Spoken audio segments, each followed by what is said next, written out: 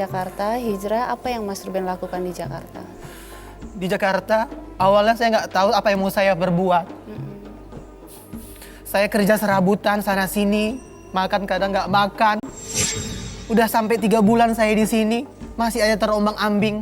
Sempat saya juga dilecehkan di Jakarta. Seperti apa, bisa dijelaskan nggak? Saya tidak tahu sejak kapan kepribadian saya bisa seperti ini.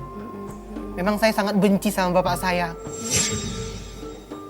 Itu yang membuat sisi saya, kepribadian saya sebagai seorang laki-laki hilang.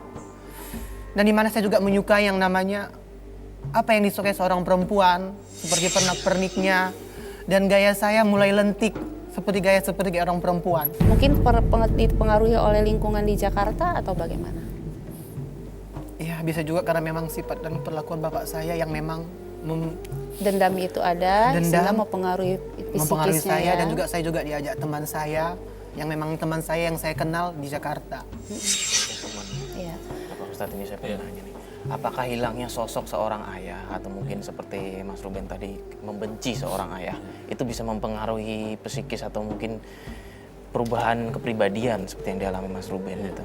Apakah bisa sebenarnya Pak Ustadz? Kan begini, Mas Mario, ada teori begini. Kalau anak itu tumbuh di rumah, setiap hari dimarahi terus-terusan, maka anak itu menjadi jiwanya menjadi bukan optimis, tapi pesimis.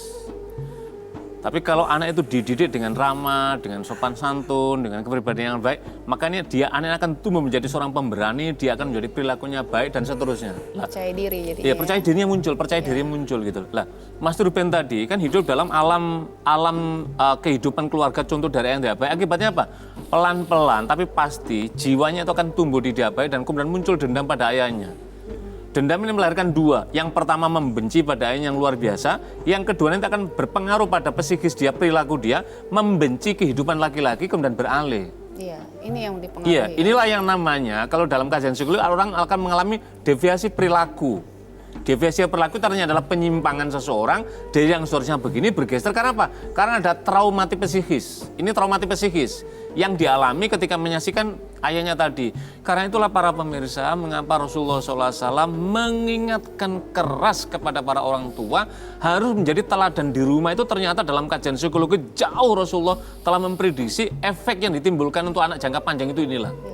Makanya kan bahkan Sayyidina Ali juga sampai kemudian menegaskan lagi berperilaku ya seperti sebagai seorang teman. Itu masalahnya adalah ada kedewasaan dialogis dengan anaknya itu supaya anaknya tumbuh dengan baik. Lah, Mas Ruben itu mengalami mengalami tekanan psikis yang luar biasa sehingga melahirkan trauma dan kemudian tidak ada sentuhan bimbingan agama. Akhirnya apa? Mengalami deviasi perilaku, mohon maaf Mas Ruben. Kemudian akhirnya tadi itu. Maka caranya apa yang dilakukan? Yang dilakukan adalah bagaimana membantu Mas Ruben mengembalikan kepercayaan diri bahwa hidup inilah bagian dari pernik-pernik kehidupan. Kembalilah kepada jalan yang lurus, kembalilah kepada jalan yang benar, maka nanti Allah akan berikan kekuatan, orang akan tumbuh dengan baik. Ada harapan baru. Kan Al-Quran menjelaskan begini, wala tayasu mir rohillah. Jangan sekali-kali pernah berputus dengan rahmat Allah. Artinya apa? Rahmat samudra Allah itu luas, jemputlah rahmat Allah, cari kawan dengan baik, lingkungan dengan baik untuk menumbuhkan traumatik tadi sehingga menjadi yang lebih baik.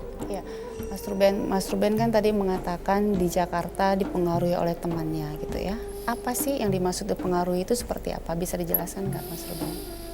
Kalau memang dipengaruhi teman sih sebenarnya dia pernah menjebak saya. Kan saya kan dibawanya nongkrong di suatu tempat yang memang belum pernah saya temuin. Dimana saya dikenalin dengan om-om.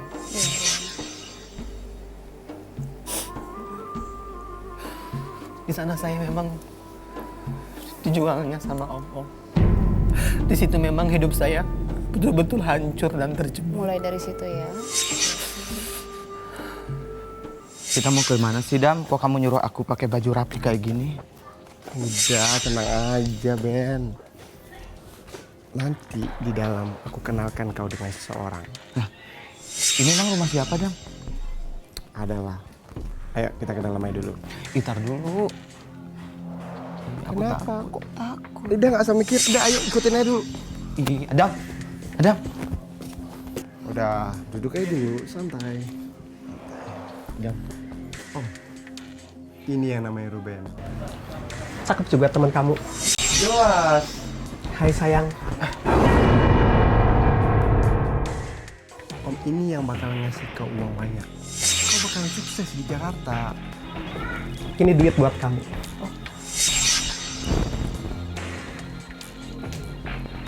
Sekarang silahkan pergi. Baik om. Jadi kamu jual aku dah. Dan nikmatin aja sama omnya. Kamu jangan pergi, Dam. Aku takut. Udah, Adam, yakin aja sama Adam. Om. Adam, gua kayak begini juga bukan berarti gua orang nggak bener ya.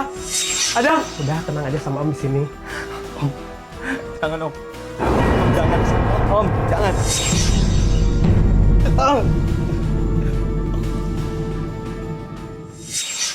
Kalau memang mau berubah, sebenarnya mau berubah.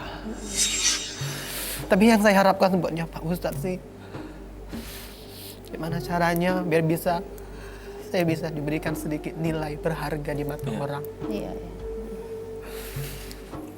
Jadi gini Mas Ruben, kan begini, permata itu, emas berlian itu jatuh di kubangan apa enak, got sekalipun, Iya. dia masih bernilai. Tapi ketika di lingkungan apa namanya tadi, di got kotoran tadi itu nilainya menjadi tidak berharga. Tapi maka dia harus keluarkan dia. Iya. Keluarkan apa? Cuci dia, bersih dia, bawa ke toko emas, bawa toko berlian, Mbak Angel, nilainya akan muncul. Apa maknanya? Manusia itu sesungguhnya seperti berlian, dia tetap bernilai. Iya. Tapi ketika dia hidup dalam kubangan lumpur penuh noda dan dosa, maka nilainya menjadi hilang dia. Tapi ketika dia ditarik, diangkat dia disiram, dicuci. Apa maknanya cuci? Ditaubati, taubat. Dicuci dia, kemudian dilap dia. Dilap itu artinya apa? Ibadah, hiasi dengan nilai kebaikan, maka dia nanti akan menjadi moncer, menjadi bernilai yang luar biasa. Jadi Mas Ruben juga seperti itu. Jadi jangan larut di dalam alam sekarang ini menyesali, oke iya, dulu mengapa ayahanda seperti itu? Mungkin dia sedang tersesat. Nggak ada orang yang menolong ayahanda. Lah, sekarang Mas Ruben nggak boleh mencontoh ayahanda itu kemudian trauma ini berkepanjangan. Mas Ruben harus memulai dari inner power, kekuatan diri, bangkit, berkawan dengan orang baik, nanti Mas Ruben akan seperti berlian tadi itu, yakinlah. Insya Allah. Kata Allah tidak la yukallifullahu nafsan illa wusaha, Allah tidak akan pernah memberikan beban di luar batas kemampuan hambanya, pasti akan dikasih. Yang kedua apa? Setiap kesulitan yang dialami oleh hamba, pasti Allah akan berikan jalan keluar. Mas Ruben harus yakin, Allah sedang menguji, Allah hendak ingin menarik yang lebih baik, Mas Ruben harus menjemput itu. Saya kira itu. Dan insya Allah, Allah akan berikan yang terbaik untuk Mas Ruben. Iya. Nah, Mas Ruben, maaf nih saya pengen nanya, tapi ibu Mas Ruben tahu nggak dengan kegiatan Mas Ruben selama di Jakarta itu seperti apa? Kehidupannya seperti apa? Tahu, tapi kalau memang kehidupan saya yang udah hancur seperti ini, tidak. Mas Ruben masih rindu ketemu sama ibunda? Masih. Kalau memang dibilang rindu, memang sangat rindu. Iya. Sangat rindu Mas Ruben? Mas Ruben, tadi kan Mas Ruben mengatakan ingin berubah ya, ingin kembali ke jalan yang baik ya. Setelah dari sini bimbingan Ustadz, nanti juga bisa komunikasi dengan Ustadz di belakang ya. Ini saya mau tanya, mau nggak Mas Ruben melakukan perubahan demi mamanya? Kan Mas Ruben sayang sama mamanya. Mau, kalau untuk orang tua pasti saya mau, apapun saya lakukan. Iya. Nyawa pun pasti saya taruhkan. Mas Ruben kangen nggak sama ibunya, sama mamanya? Kangen. Mas Ruben kalau kita hadirkan mamanya, Mas Ruben senang? Mau? Oh, bisa, mama saya dihadirkan ke sini. Iya, kita coba ya. Kita komunikasi dengan tim Tawakal ya. Kita berusaha ya.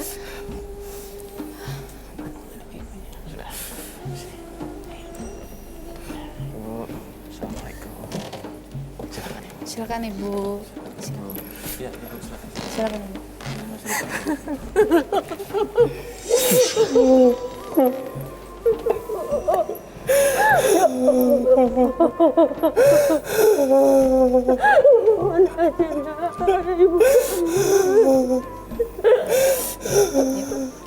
Ngobrol di sini ya. Sambil duduk Ibu. Sambil duduk kita ngobrol di sini ya.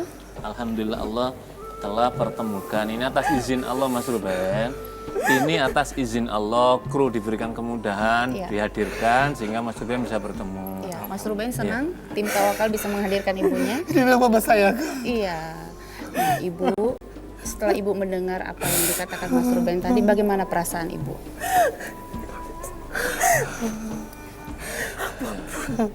Siapapun anak saya tetap menyayanginya. Iya. Memang saya yang salah. Maafkan mama, nak. Maafkan juga Ruben, Pak. Ya. Ruben janji akan jadi laki-laki yang bisa membanggakan Mama untuk selamanya. Ya. Ruben janji gak akan buat Mama susah. Iya. Ruben mau berubah demi Mama. Ya, insya Allah ya. Jadi Mbak Angel, Mas Mario, pada pagi hari ini kita mendapatkan pelajaran yang berharga. Pelajaran apa? Yang pertama bahwa di luar lingkungan kita, di luar diri kita masih banyak saudara-saudara kita yang mungkin sedang tersesat, sedang salah jalan. Maka kita harus memiliki kewajiban moral. Untuk apa? Untuk mengembalikan saudara-saudara kita supaya kembali pada jalannya. Pagi hari ini Mas Ruben bersama ibundanya yang tadi mungkin sesungguhnya datang ke Jakarta, Mas Ruben ingin membahagiakan orang tua. Tapi ternyata apa yang terjadi di Jakarta, terjebak atau dijebak atau kejebak, banyak cara lah orang sesungguhnya keburukan itu senantiasa terus ingin mengajak pada keburukan. Maka ketika orang sedang di ujung jalan yang buntu itu, kadang orang mengalami keterputusasaan, maka inilah tugas kita, orang yang lebih mengerti bagaimana mengajak dan menyelamatkan. Lah, pagi ini adalah Mas Ruben ingin merubah dirinya, ingin kembali. Salah satunya apa misinya? Ingin membahagiakan orang tua, ingin membahagiakan mamanya. Dan yang kedua adalah seorang ibu, apapun keadaan anaknya, dia tidak akan pernah merelakan seperti itu. Dan pasti ibu dengan kasih sayangnya yang tak bertepi, tak berbatas itu, ingin mengembalikan anaknya dengan cintanya, ingin membangkitkan anaknya. Dan mudah-mudahan inilah yang memberikan pelajaran kepada kita semua para ibu. Sayangilah anak Anda sebagai seorang anak, sayangilah ibumu, dan harapan masa depan itu jauh lebih baik daripada mengulang peristiwa masa lalu. Ini amalan apa yang mungkin seharusnya dilakukan Mas Ruben biar nanti bisa ke depannya kembali ke jalan yang benar dan mungkin bisa kembali ke jati dirinya yang sebenarnya begitu.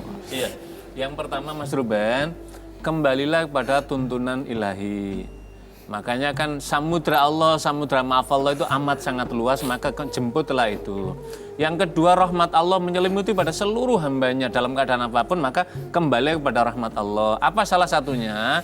Mas Ruben pertama, taubat kepada Allah, Mas Ruben ya. Taubat kepada Allah. Yang kedua apa? Sholat 5 waktunya ditunaikan. Yang mungkin dulu rajin, sekarang mungkin sedang tidak pernah atau mungkin sedang tersesat, kembali untuk tuntunan itu. Yang dulu masih ingat baca-baca Quran, berzikir, maka berzikirlah seperti itu. Maka dengan cara seperti itulah maka Allah akan menerangi hati kita yang semula gelap menjadi terang dan kemudian menjadi jalan.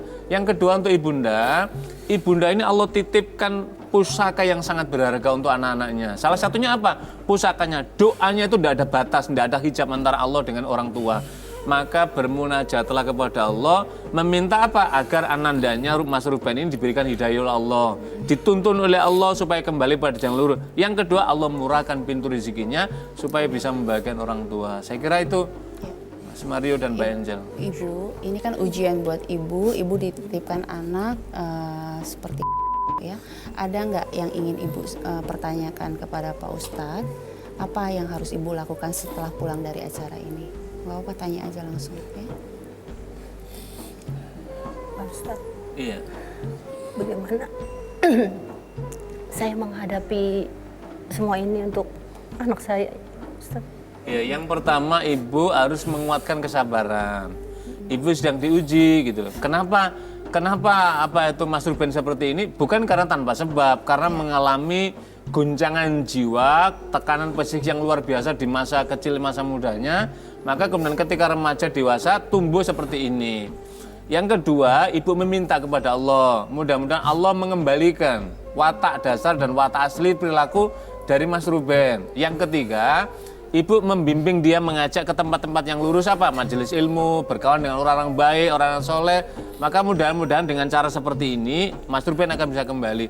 Yang ketiga, kalaupun bekerjalah di lingkungan yang baik supaya Mas Ruben tidak kembali pada alam lamanya ini gitu loh.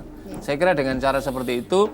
Dan yang paling terakhir, ibu jangan putus-putusnya berdoa kepada Allah Subhanahu wa taala melalui sholat dan lain-lainnya.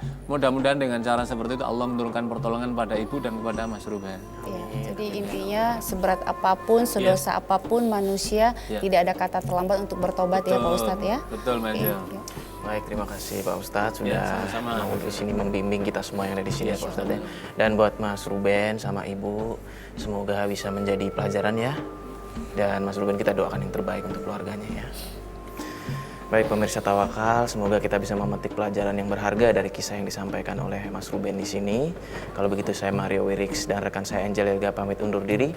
Wabillahi taufik wal hidayah. Wassalamualaikum warahmatullahi wabarakatuh. Waalaikumsalam.